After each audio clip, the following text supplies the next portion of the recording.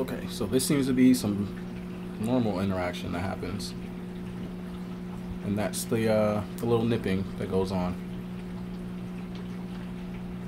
She didn't actually catch him this time.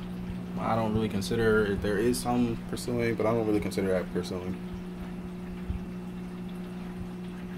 So, admittedly, there is aggression.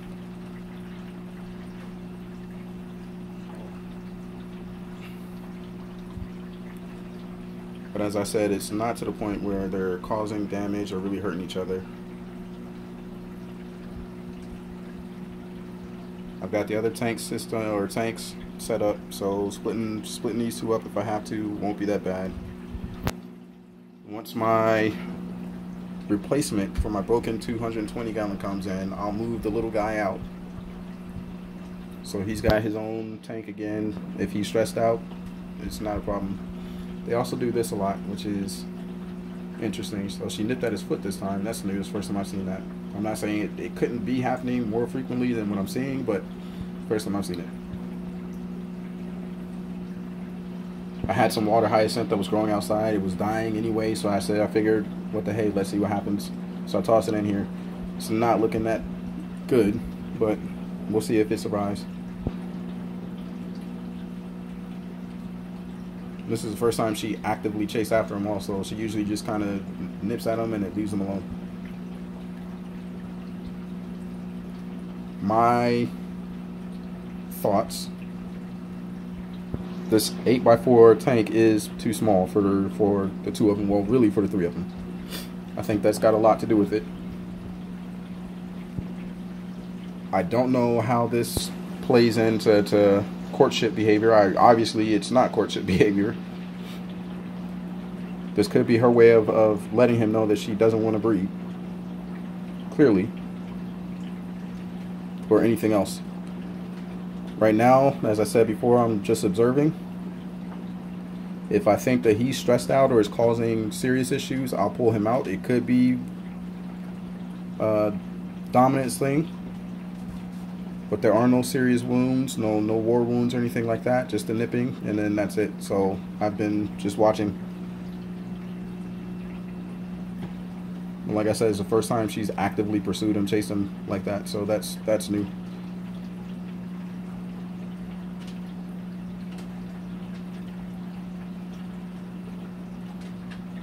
So, social behavior amongst Matamata, yes, I'm aware that they are solitary turtles. But there are too many cases and counts of them cohabitating with breeding for me not to have tried.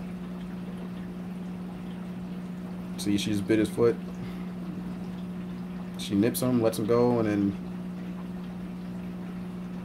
he goes and does his own thing. This guy seems to for the most part, I haven't seen them nip at him at all.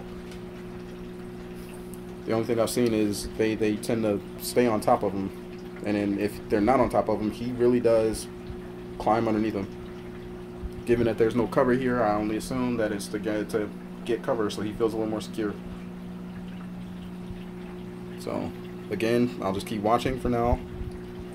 It's only been 3 weeks. Big guy is eating just fine. Obviously, mama's eating just fine. So, right now I'm just recording behaviors.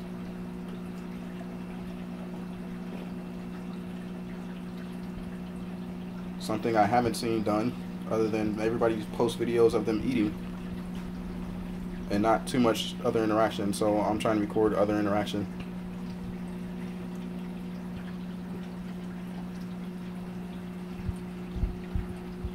So yeah, that's my guys. I'm getting ready to feed here in a second, as soon as the food thaws. They definitely recognize me as their food source. This is honestly the most I've seen her actually go at him, so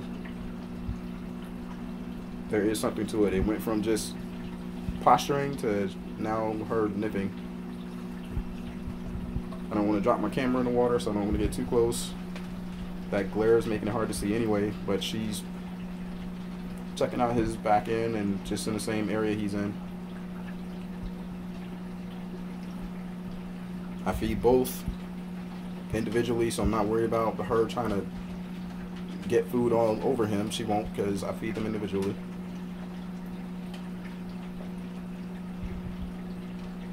She sees me, she knows I'm here. She's checking out water. I love the color of her shell. It actually looks better on camera than it does in person, surprisingly. It's a lot more, the red is a lot richer on the camera than it looks. I could be partial color blindness, I don't know, but her shell definitely looks a lot richer red on the camera.